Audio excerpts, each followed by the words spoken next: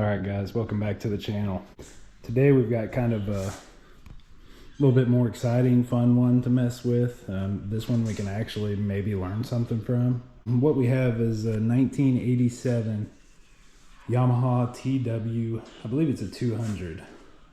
This thing you can see is pretty clean for a 1987. I mean, insanely clean. But it has issues. They told me basically that it wasn't running right. It's always kind of bogged.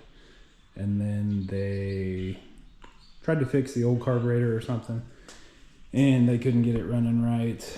So they put a new carburetor on it. I believe it's an Amazon carburetor. I'm not a big fan of those, but you can make them work. I would prefer to have the original carburetor, so I may, I don't know what's wrong with this yet, but if that's the issue, we may get the original carburetor back, get it back on the bike. I prefer an OEM carburetor if all possible, if it's fixable. Other than that, just doing a little walk around. You can look at the VIN number if you're not aware of that to find out the year. I wasn't sure on this one. I looked at the VIN. It is an H for the 10th digit. You count just like you're reading left to right. The 10th digit, whether it's a 0, J, H, whatever. And then you can look that up on a VIN chart, and an H is what this is in the 10th digit, which makes it a 1987. Just an overall look of it. Everything looks good. I mean, the thing looks fantastic. Turn the key on, looks like we have power. So we have a battery in it, and obviously the battery has some juice. First thing I'm gonna do is pull the seat off, just get a volt reading of the battery real quick. And you guys are gonna kind of have to bear with me. Our weather here lately has been insane. It has been so dusty, windy, storms, all kinds of dumb shit. And I just can't quit coughing, so I'm gonna try and get through this and edit all the coughing out, but my voice may be disappearing and stuff. Hopefully we can get through it. But first thing I said I'm gonna do is get a voltage reading on the battery.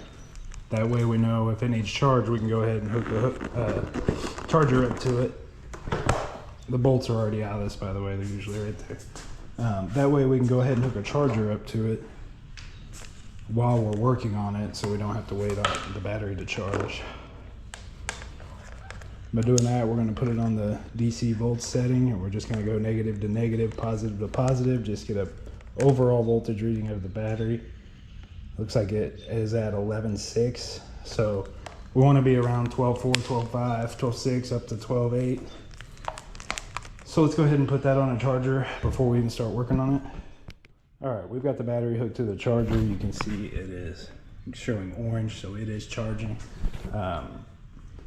We can prove that by doing the same thing that we just did. Your DC volts on a voltmeter, black to black, red to red. And we're showing 12.62, 3, 4. So it is charging. We'll let that do its thing. What are some things that we can do to diagnose? Right now it's a no start because I haven't had it running. I briefly tried to start it when I pulled it out of the truck. It didn't want to start. I don't even know what the fuel's on. I wasn't real worried about it. But we'll get that charging. And we know we have a bogging issue. We know we have a rough running issue. We know that this thing never has really ran right. We know that it has an aftermarket carburetor. The first thing I like to do when I have any running issues come in is go ahead and pull the spark plug cap and then take the spark plug out, and you can read the bottom of it. That way you'll know if it's possibly a fuel issue. You'll know if it's black, it was running rich. If it's white, it was running lean. If it's clean, maybe it's not getting fuel. That would be a no start issue. Let's just go ahead and take that plug out and see what we see. When taking them out, that one wasn't very tight. I like to check how tight they were. If they're not tight enough, obviously you can have them losing compression here. It would be blowing around the spark plug. But it looks like, it's kind of weird, actually. It looks like there may be water in the gas. See how it's kind of, it either has a firing issue or there's water in the gas, I would say. You can see there's some clean spots, some dark spots. Yeah, there's something strange going on with this one. Now that we know what the plug looks like, We can go ahead and clean it off with a wire brush and then put it back in. We've got the plug all cleaned off, looking new. In case you haven't noticed, I'm kind of treating this as a no start issue first. I kind of just wanted to do that, one, because it kind of is a no start issue right now, even though they brought it for bogging. It's probably been sitting all winter, so we're just going to start it as a no start issue and then we'll chase the bog. We're going to go ahead and put the plug back in. And we've got it cleaned off. Actually, let's go ahead and skip a few steps and just do a spark test while we have this out. And to do a spark test, we're going to put the spark plug in the cab just like it would be in the machine. Sorry, I'm explaining this like I'm trying to explain it to people who don't know anything about this stuff so they can learn. So basically it'd be like it was just in the machine. It's not going to spark like this. You have to ground it to the cylinder head. That's the same way it would be if the machine was, if it was in there and it's fully functional and running. So we're going to turn the key on. We have a neutral light. You have to make sure it's in neutral. Some bikes do not spark in gear. We'll have the on-off switch here, then just stop switch rather. We're going to put it in the run position, and we're going to put spark plug right on the head. And we're going to use the electric start and turn the engine over, and we're going to watch right here for spark. Hopefully there's spark.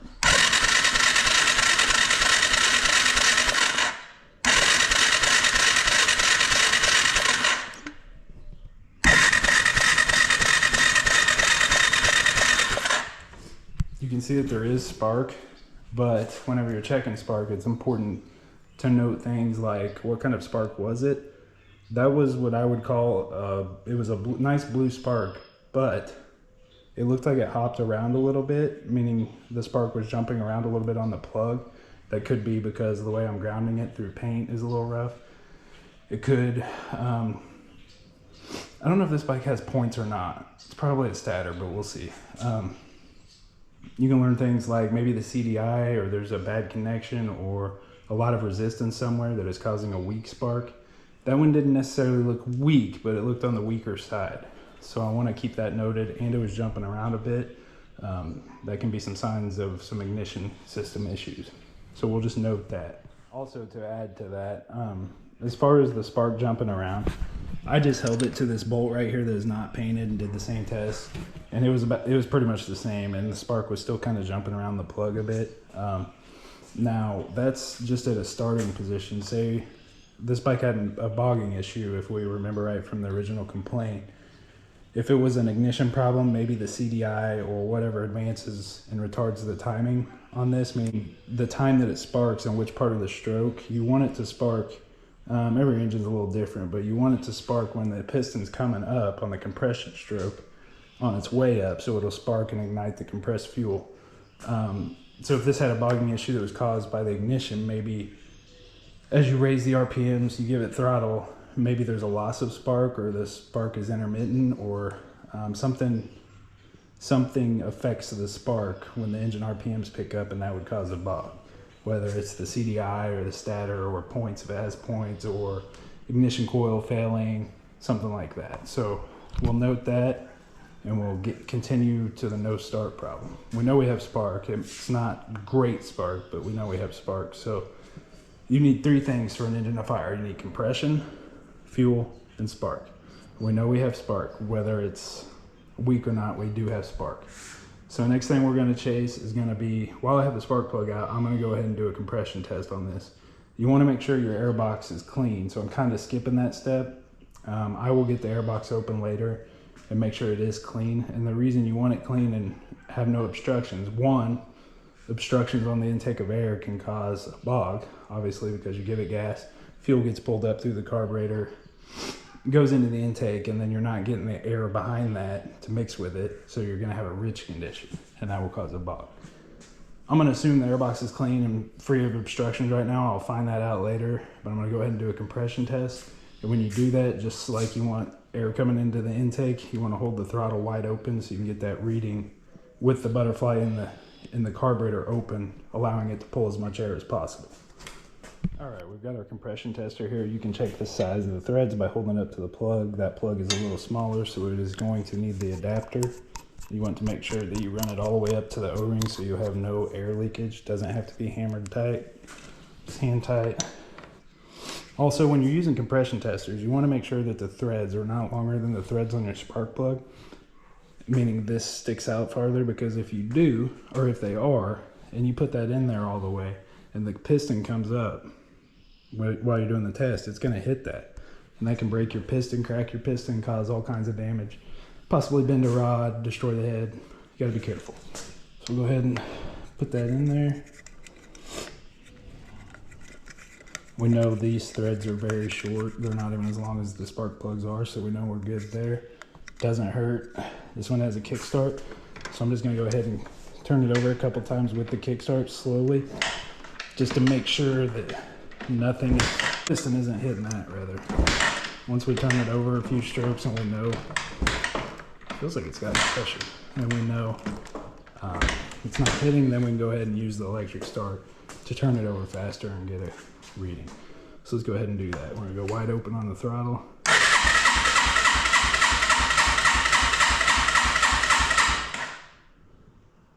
Looks like it's holding at about 130-ish, 125-ish to 130. Okay, so that's probably fine on this. I'll get the manual out and make sure that that's okay. That's probably fine. The reason I say that is because this model probably has a decompression, meaning when the engine's starting, sometimes you have to reduce the compression to allow it to turn over and fire up on a cold engine. So there's a mechanism on the camshaft that allows one of the valves to hang open a little bit to bypass some compression. So when you're doing a compression test and you have a decompression like that, sometimes that will affect your reading. All right, we know we have enough compression to start. We know we have spark. So next thing, remember there's three things. The next thing we need to check is fuel. First thing I like to do is open up the tank. This one has a key. When working on old stuff like this, you need to be careful with everything you touch. Things are fragile, keep you from having to replace parts, and have to replace a part on a bike that's a vintage bike. You don't want to, see the cap's a little rusty there. Also looks like this tank has been coated. Yeah, it must have been rusted, so they did some coating to it. Also doesn't look like there's any fuel in it, or much at all. Maybe why it's not starting. But with putting those coatings in, there's chances that some of that is washing off the sides and going into the fuel, getting into the carburetor. Could be blocking jets, could be blocking the flow valve, could be blocking fuel flow, period. So I'm gonna go over there. I don't believe there's any fuel in this thing, so I'm gonna go. That throttle's sticky too. And a lot of times on these, it's actually from the rubber sticking up against the housing. But we'll fix that after we get it running. Definitely don't want sticky throttles. That's one of my biggest, number one things as far as safety is. This should not stick at all. And you can see what it is. It probably doesn't when you do this. It's probably a cable bind. Nope, still does. So yeah, we're gonna have to fix that before it leaves my garage for sure. But instead of putting fuel in right away, if there's any fuel in this, I want to see what kind of conditions it's in. The reason I do the fuel thing like this, you may say, just check it at the carburetor. Well, I want to see what's in the tank. I'm gonna tell you a little story. I was working at a dealership. We had a kid want a bike, and he may be watching this and know I'm talking about him, but he talked his dad into buying him a new race bike. It was a 250F, brand new. He took it, had it for about a week, and he brought it back saying it was hard to start. It was smoking a lot. It ran really rough, and I was like, what the hell? It's a new bike. So I had him bring it in. I did leak down test, compression test, to try and see if oil was getting past the piston or the rings or valve seals or something, to see where the smoke was coming from, because it was starting hard. It was running like shit, and it was smoking a lot. Well, I didn't find anything, and of course, being a dealership, you have to find the issue, so I tore the engine down, checked the clearances on everything, all new seals, gaskets. I believe I may have even did, I don't remember, but we did a whole rebuild on the top end as far as seals and gaskets. Still had the same issue. Tore it down again after redoing leak down test, compression test, all that stuff. I replaced the piston rings, worked the cylinder, worked the entire head. still had the same issue. So at that point, that was a learning process for me and the dealership.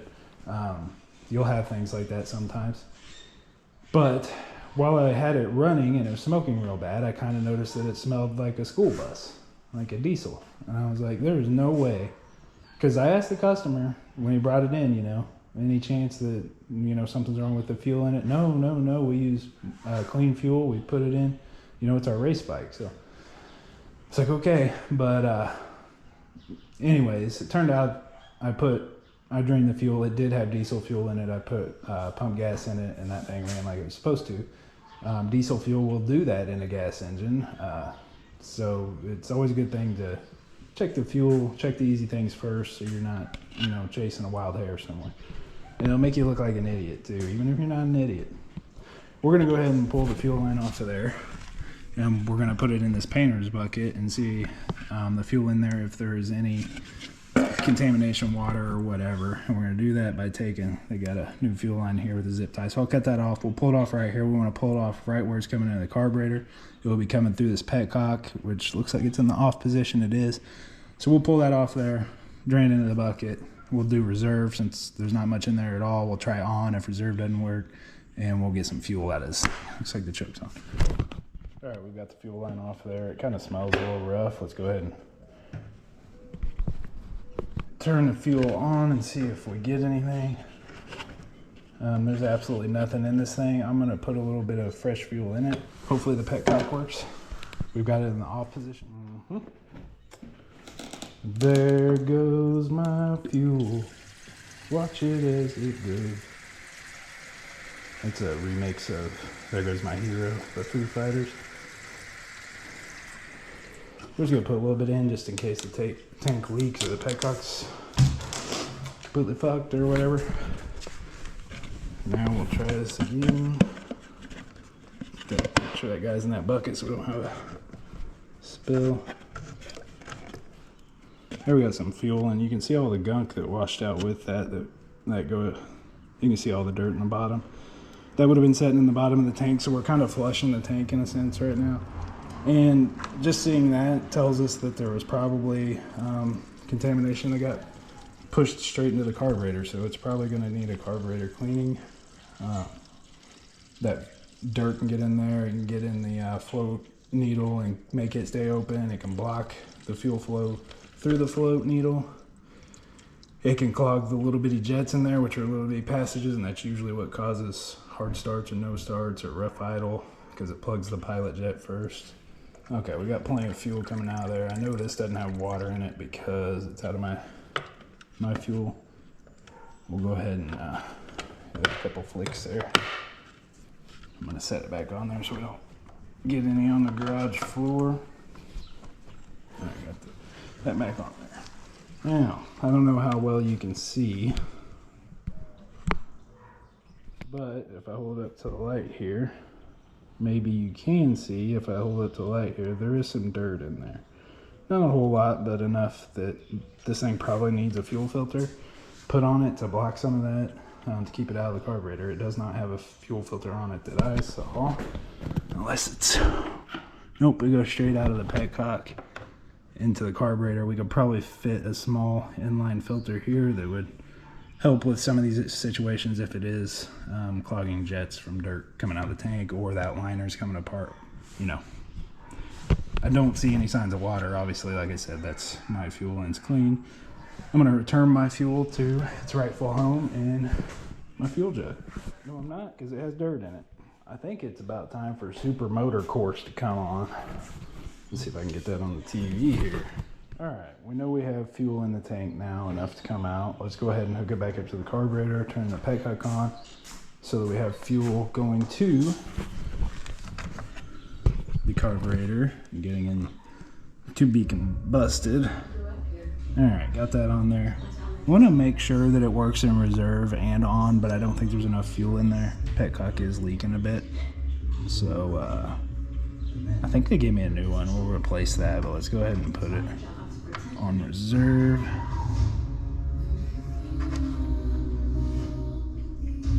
And then let's try and start this thing since we know that it has fuel in it now and it should be getting fuel.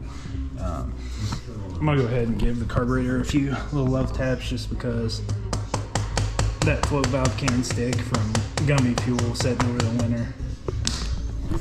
All right, let's go ahead and see if this thing will start. Let's put the fuel cap back on.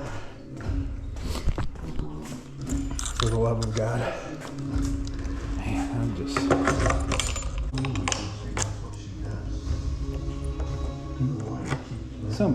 Something seems funky.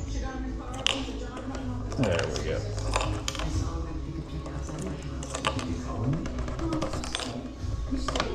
Damn.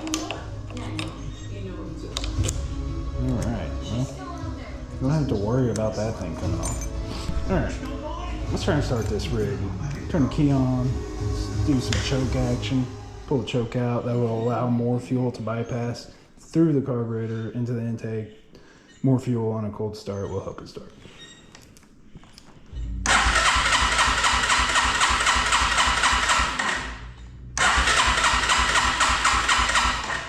Alright, so it's not firing, obviously. What we're going to do to verify that it is a fuel issue, we're going to spray some brake cleaner. This is the intake hose right here in the air box. We're going to put some brake cleaner in there. Then we're going to try and start it, and what that will tell us, oh, cool, we got fuel running everywhere. It's pouring right past the float valve.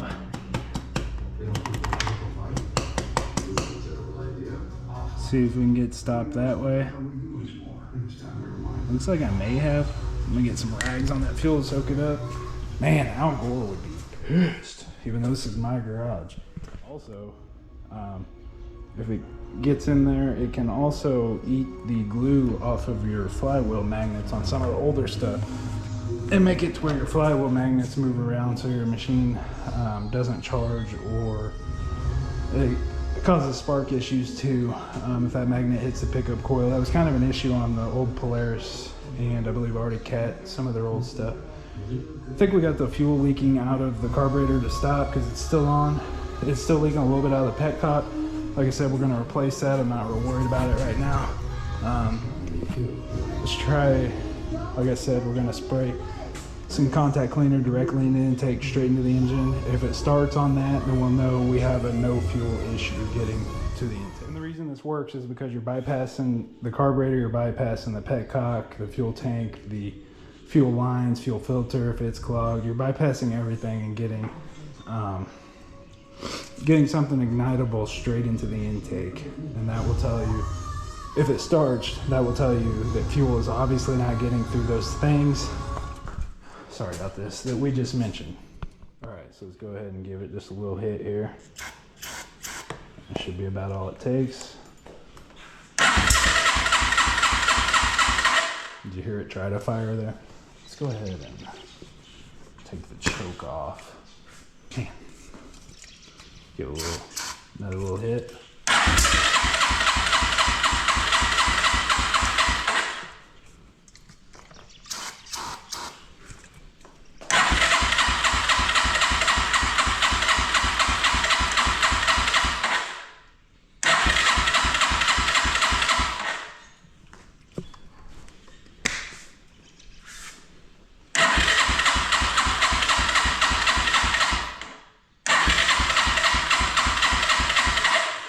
All right, okay.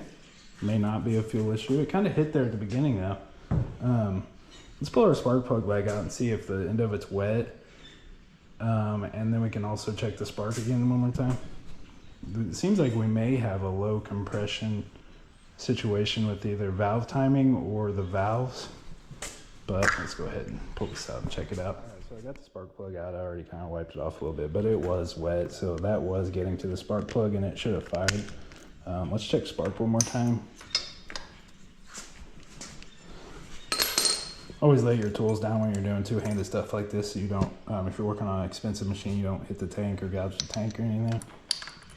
Again, we're learning on this channel. People need to learn these things because it'll save you a lot of money.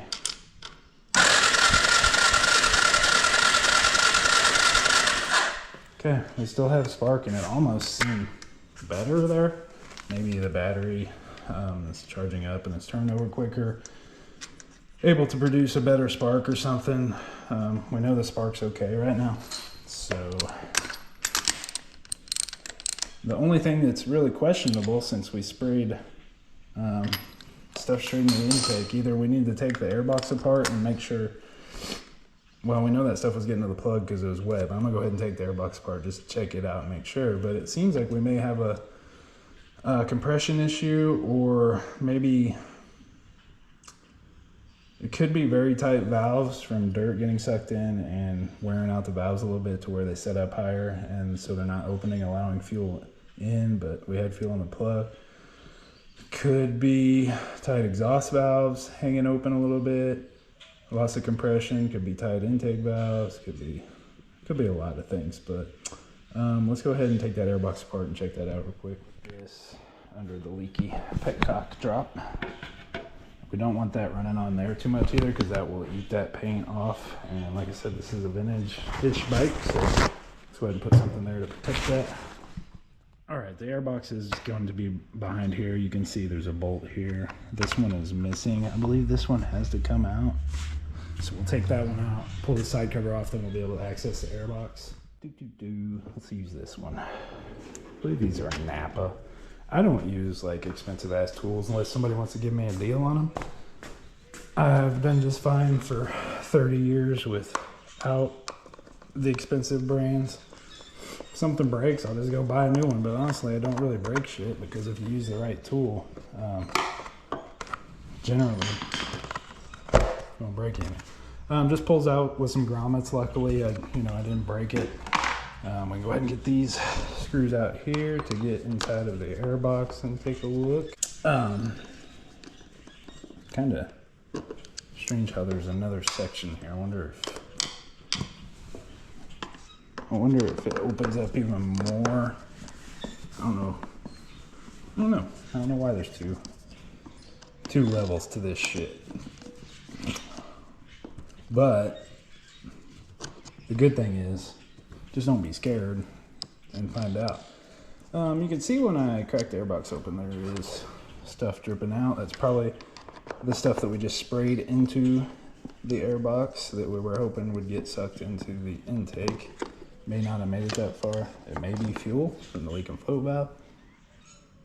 That smells like contact cleaner, so that is not fuel. Don't really have to worry about leak and float valve. You can see there's the air filter. Doesn't appear to be in terrible condition. Will it fall apart? No. Looks like we're good there. Nice job to the owners for taking care of their shit. That's probably why that separates, so you can get on the other side of the screen there. I'm gonna do that really for no purpose at all other than to see the passage into, we're trying to check everything here, so I want to, okay. Maybe we won't be taking that out. I was wanting to see the intake to the carburetor just to see what the butterfly was doing and everything. Let me get my phone out and shine a flashlight up in that bitch. Alright, so everything looks like it's supposed to. I don't see any mouse nest in there. None of that business. Intake is right there. I'm gonna go ahead and spray some fuel directly into that, or some contact cleaner rather. The reason I'm doing that is just in case it wasn't quite making it around all those tight bends to get into the intake, but it should have though. All it takes is a vapor to start it, but we'll just go ahead and try it for shits and gigs anyways. All right, put that right in there. We're gonna hope it doesn't backfire. Turn it over.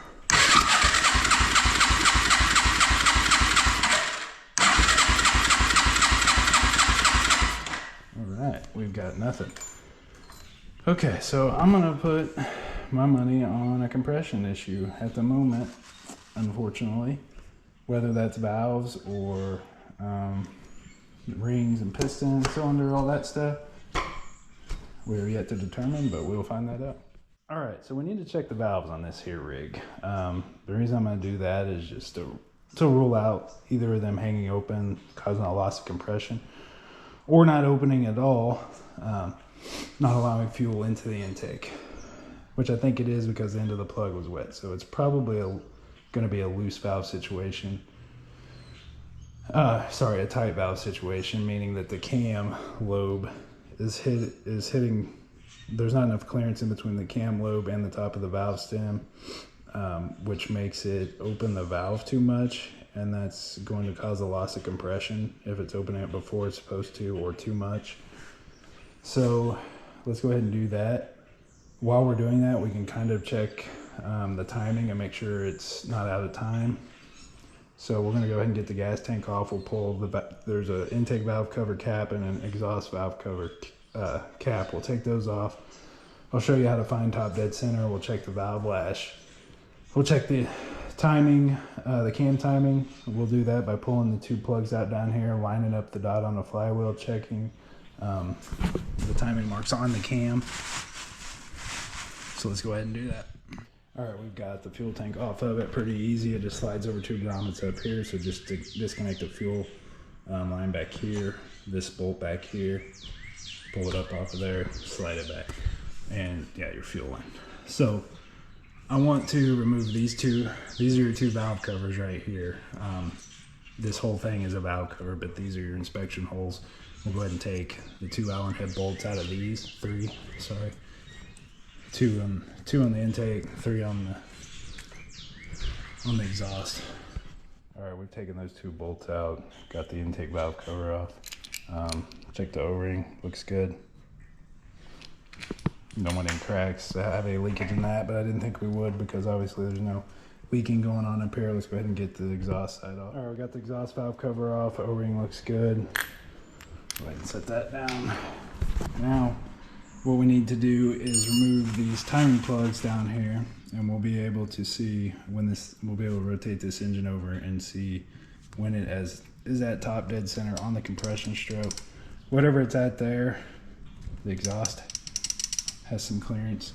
Let's get those plugs out. These plugs are notoriously hard to get out of there. They make a special tool for them that fits them a little better, rather than a flat screwdriver. What I usually do is just take a quarter and some pliers, stick it in there, make sure it's nice and firmly planted, and then you can break it loose like that. Same thing with the lower. Small screwdriver will just scratch this up and eat the paint off if you don't have the correct tool. If you don't have the correct tool, just use quarter and pliers just like I just did. Make sure the O-rings, if they don't come off like this one, pull it off and make sure it's in good condition. You don't want oil leaking out of there either. Check the big plug, the O-ring's still there. No cracks in there. Put our quarter back in our pocket. Call somebody who cares. I'm just gonna drop like just random music stuff in here. That was Travis Tritt, I believe. That's insane that I know that. I'm not the type of person to know that. All right, so we'll get down here. We're gonna rotate the engine over the direction that the engine spins, and we're gonna get this on top dead center. We're also gonna pull the spark plug back out. That'll make it a little easier to confirm top dead center on the correct compression stroke, or on the compression stroke, not the correct compression stroke. There's only one. But you wanna make sure that you're on the compression stroke, meaning the piston's coming up with the gases already in there, in the combustion chamber. All right, let's get the spark plug out. All right, we got a plastic straw here. We're gonna stick that down in the spark plug hole. That will show us where the piston is at in the stroke, and we'll be able to tell when it comes up to top dead center on the compression stroke. And we do that by watching the valves. Should be right there. You can kind of feel it sometimes. Now we want to look through this hole, and I don't know if you guys are gonna be able to see it or not, but we should have a mark on the flywheel here indicating top dead center. I need to get my phone out and shine it in there. I'm gonna find it without you guys and then show you. So I'm gonna try and show you in this hole here. We found the timing mark on top dead center. I don't know if you can see it. There's a line on the flywheel. Sorry if you can't see it. But that would be our timing mark, and we'll know this thing is top dead center on the timing mark on the flywheel on the compression stroke. So now what that means, on a 4-stroke engine, you're going to have 4 strokes. You're going to have an intake stroke, which means the piston is going down, the intake valve is opening, allowing fuel and air in to the intake. Then you're going to have the compression stroke, which means piston's coming up is compressing the fuel and gas, or fuel and air, and that's the compression stroke. We want it to be at the top of that, meaning the piston all the way up on that compression stroke with both valves closed, because it's compressing that fuel and air. So the valves are closed, sealing that. That means that you should have your clearances at that point. The other stroke would be some people call it different things, but I call it bang. I go suck, squeeze, bang, blow. So suck would be going down, sucking the air in, the air fuel in. Squeeze would be compression, squeezing it. Bang would be when the spark plug fires, the power stroke, which pushes the piston down, drives it down. And then blow would be when your exhaust valve opens and the piston comes up, pushing the exhaust gases out the exhaust. If that makes sense. Hopefully it does. But we should have clearance. We can shake them and hear that there is clearance. Should have clearance here too. Uh-oh. Feels like we have a tight exhaust valve. That would be keeping the exhaust valve hanging open, letting compression jump by. That would explain a low compression problem. Let's see how tight it is. All right, so we're gonna check this in thousandths. We're gonna use our smallest thousandths of an inch. We're gonna use our smallest filler gauge, which is, well, it's torn. I had to cut it off because I bent it all up. It would be 2 thousandths, which means 0.002 thousandths of an inch. So we're going to stick that in between the tappet and the tappet adjuster on that comes from the rocker arm that's attached to the camshaft. That's what pushes down, pushes the valve down. We're going to check between that and the top of the valve stem, and that's where our clearance should be. I'm going to try to make this where you can see it. We come in right here, and that will not, it's not sliding through there. It's not even going under it. I'm just beside it. So we have zero clearance pretty much on that valve. I'm guessing it should be from 8 to 10 thousandths, probably either 6 to 8 thousandths or 8 to 10. I'll check the manual and verify that. We'll try to back that off. We'll back the adjuster off on that, set it to where it's supposed to be. Maybe that'll allow that valve to close all the way on the compression stroke, and it'll boost our compression, and maybe this thing will start. And maybe that was the bog issue too. Let's check our intake valve clearance, because we're going to want to do that too. Also, I failed to mention we need to take this cover off. That will show our cam sprocket and the timing marks on it. We want to make sure the entire engine is in time, flywheel to cam to valves. Let's see what the intake is. I'm guessing it should be 4 to 6 thousandths, somewhere in there. So I'm going to start with 4 thousandths. We have 4 thousandths clearance. Also, if this intake's too loose, it could not be opening enough, allowing enough fuel air in. Let's jump to 8 thousandths. 8 is, it feels like there's quite a bit of drag on that. 8's probably the max. We'll try whatever the next one is and see if that will go in. Does this really go from 8 to 11? Insane. So 11 won't go in. So we know we have at least 8 thousandths clearance here. It's probably the max. I'm not sure if that's in spec. It may be on the loose side. I like to set my valves to the loose side, meaning if the clearance is 6 to 8 thousandths, I like to set it at 8 thousandths. Okay, here's something you all need to pay attention to, especially if you're a new mechanic in this fine world.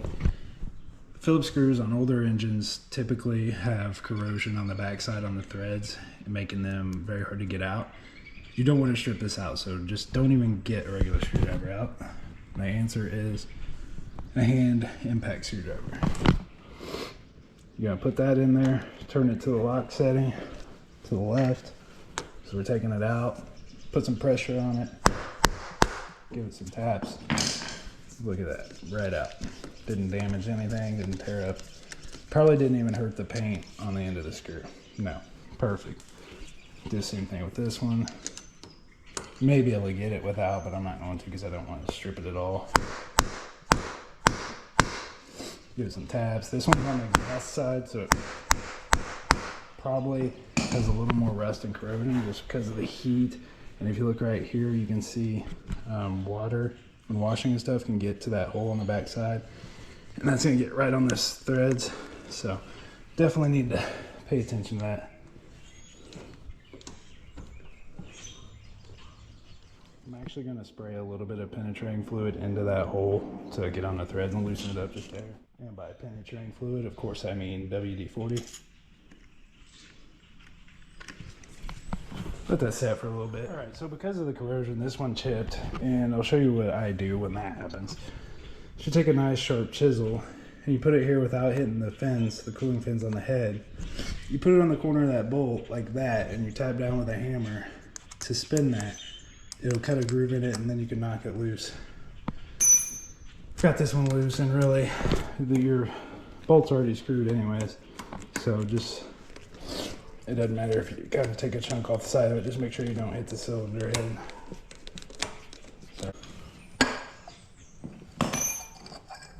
Alright, check the O-ring here. It looks like it may have been leaking a little bit. That could be when I pulled it off. There is oil on the valves and in here, by the way. That's a good sign that the top end is getting lubricated. Let's get down here where we can check our timing marks. And okay, now that we've got the timing cover off, I want to show you guys something. So we're on the T mark perfectly in this hole. I don't know if you can see it, but we are perfectly lined up on the T mark. If you come up here, there's a little V right here in the casting of the head. That should line up with the line on the cam sprocket. And if you look, that line right there is a little bit ahead of that V. Now, that could be because of wear on the cam chain. Meaning the cam chain loosens or stretches, and then the cam chain adjuster, the tensioner, pushes on it. It has to tighten up, and that allows the longer chain plus more tension allows that sprocket to get a little bit ahead. If we look at this and we look to where if we moved it one tooth the other direction, you can see that would be right here. So if we moved it one tooth, it would be right here. But with the tension on the chain, it may bump that a little bit. There's a chance this thing is one tooth at a time. A way we can verify that is to remove the cam chain adjuster and see if it is all the way out. That will tell us that this cam chain is worn out and is max stretched, and that is causing the variation in timing here. But let's go look up the valve specs and we'll get those set, and then we'll mess with that if that's an issue. All right, so we have verified the timing, and I think that the cam chain has stretched just enough that it's making the timing about a tooth off, and I'll show you why. First of all, this has a manual adjuster, so if the cam chain gets loose, people probably just crank it down, but that's affecting the timing. We have it perfectly lined up on the timing mark down here on the flywheel, and then up here you can see that the timing mark is just ahead of where it should be. It's close, but if you tighten this cam chain up as tight as it was, I think it's fine there, but as tight as it was actually turning the cam just enough that it was about a tooth at a time. So we're gonna try it like this. Now that we've got that done, we need to check the valve clearances. And on the intake on this, it is supposed to be 2 to 4 thousandths. On the exhaust, it is supposed to be 4 to 6 thousandths. So I have a 2 thousandths filler gauge here. Let's go ahead. It's pretty tight, and that's the low. That's really tight, and that's the low end of our range there. So we have a tight intake valve. That will cause some running issues, and usually that's what the issue is, because you have dirt. Dirty debris is getting sucked through, wearing at the intake valve, so it moves further up into the head, and that will tighten that clearance, and you need to adjust it to give it more push for that intake valve. Let's check the exhaust. Should be 4 to 6 thousandths. We've got 4 thousandths here.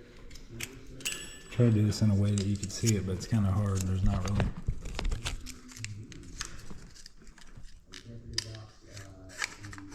Four goes in easy.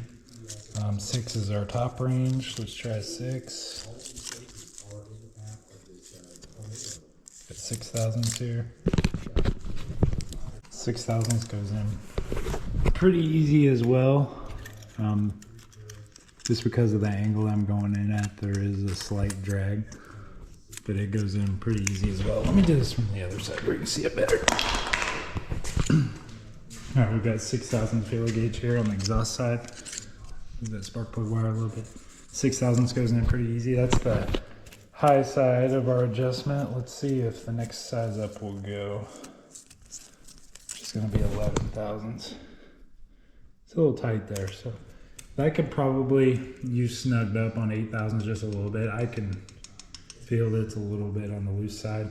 The intake, however, is pretty tight.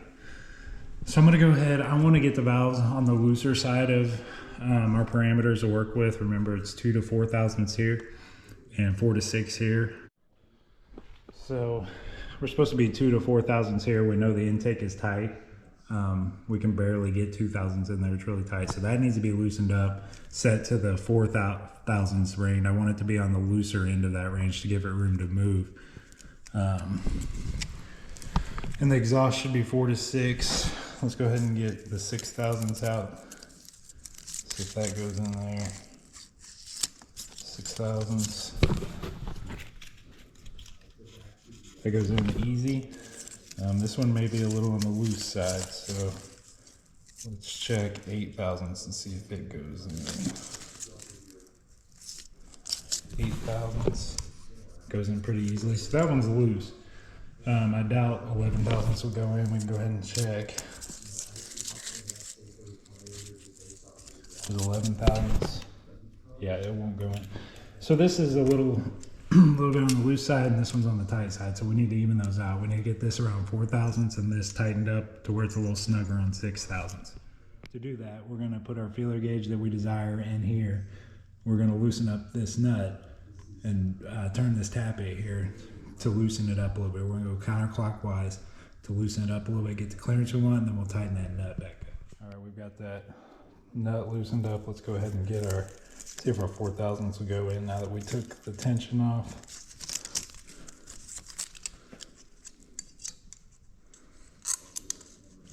It will, barely. Loosen it up a little bit. That's a pretty good drag on 4 thousandths there. When we tighten that nut up, it is going to change our adjustment a little bit. Honda makes a tool for that. I don't have one here. Let's see what it, that's pretty good there. All right, we're good there, 4 thousandths. Let's make sure that 6 thousandths will not go in. We don't want it too loose. 6 thousandths will not go in. So we know we're at 4 thousandths right there. Maybe 5 will get in, but that's fine. It's on the loose side. That's where we want it. 5 would be tight.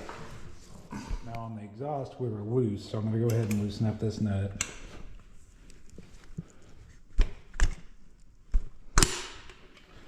And then loosen it up a little bit. Go ahead and turn that in a little bit. And we're looking for 6 thousandths here, so let's go ahead and get our 6 thousandths adjuster, or 6 thousandths feeler gauge. 6, make sure no other ones are stuck with it. Sometimes tools stick together. Okay, we got a little on the too tight side there. Back it off a little loose.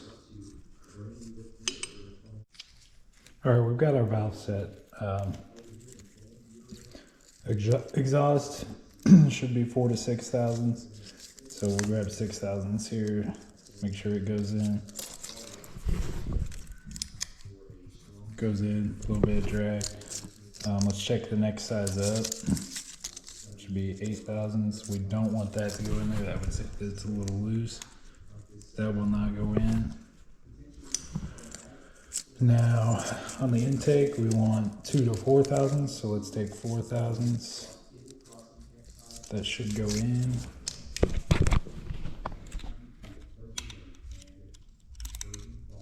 That goes in, got a little bit of drag.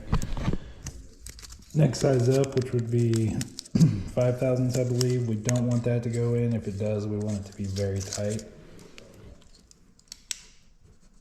And that's how it is, very tight.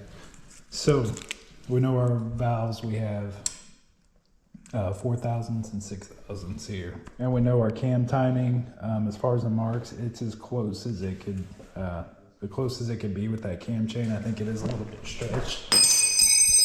Let's go ahead and get the valve covers back on, put the fuel tank on. Let's go ahead and do another compression test, and that'll be able to tell us if the compression bumped up at all from adjusting the valves. We've got our valve covers lightly put back on. We can go ahead and put the timing cover on, or the cam sprocket cover, whatever you want to call it. We'll go ahead and put that back on, make sure it's clean, the O-ring's all clean. And then we'll put the spark plug in and see if we can get it to hit off fuel. We'll do a compression test first to see if it bumped up at all. All right, we've got our timing plugs back in, cam cover back on. We know the cam sprocket was tight, the bolt in that. We got the tension on the cam chain. So now let's go ahead and do a compression test and see if it bumped up at all. We've got the compression tester hooked up. Let's go ahead and see what we get. Before we were around 125 to 130-ish. Throttle wide open.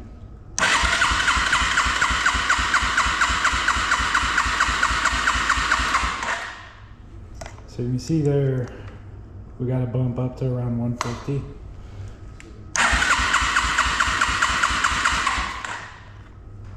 It's up around 150 now. So we did get from around 125 to 150 there. We got, you know, at least 25 PSI out of just adjusting the valves there. So let's hook everything back up and see if it'll start now. Just wanted to show you guys because we're still having a starting issue. I got down here and I was looking, and look at the carburetor here. What do we have here? That carburetor is not all the way in that boot. There could be an air leak right there. It needs to be slid all the way up to where that knob's in that boot. It is an aftermarket carburetor, so that's not doing us any favors, but we'll see if we can get it in there. So I was checking the service manual here, looking at the compression. It looks like the compression, the standard is 128 PSI, so, and we were at 125 to 130, then got up to 150-ish, 145-ish. So we were still having a starting issue. It didn't make sense. We had spark, compression, thought we had fuel, but I was kind of spraying it. I looked inside the air box and the nozzle's actually up top, so I was spraying it kind of low. May not have been taking it too well, so I went ahead and took the carburetor off, and I want you to see how dirty. Get under a light here. See how dirty and rusty that fuel is? I imagine that rust is probably from that tank before it got treated. Pull the pilot jet out and see if it's clogged. I have a feeling it is. I checked the mixture screws at 1.5 turns out. That's probably all right. We can fine tune that when it's running. I've pulled the pilot jet out, and I don't know if you can see, but it is. You can see the opening there. You can see that it's nice and clear and open now. It was partially clogged.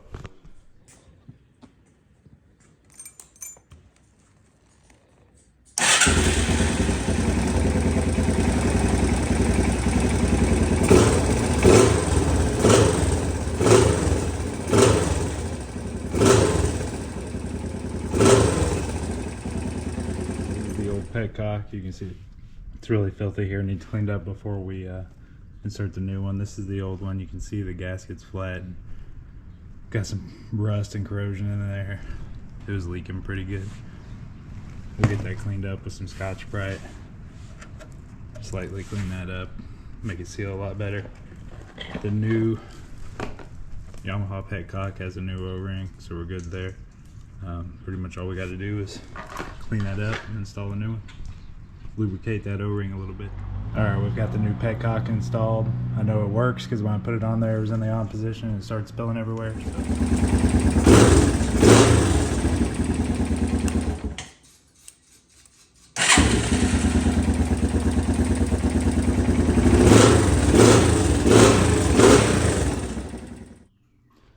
So hopefully the part 2 of this video, I'll get that carburetor, get it all tuned and adjusted, get it on there, get this thing running properly, and have a finished product video for y'all. This one kind of ran a little long, but there was a lot of weird little things wrong with this thing that I wanted to make sure that all of them got fixed, so the video got kind of bouncing around here to there, here to there. But we have it running. That was the initial problem, is it was a no start when they said they had a bogging issue. So I think it turned into a no start from sitting, but we got it running. Now we can diagnose and repair the bogging issue, and we'll do that next video. Thanks for watching.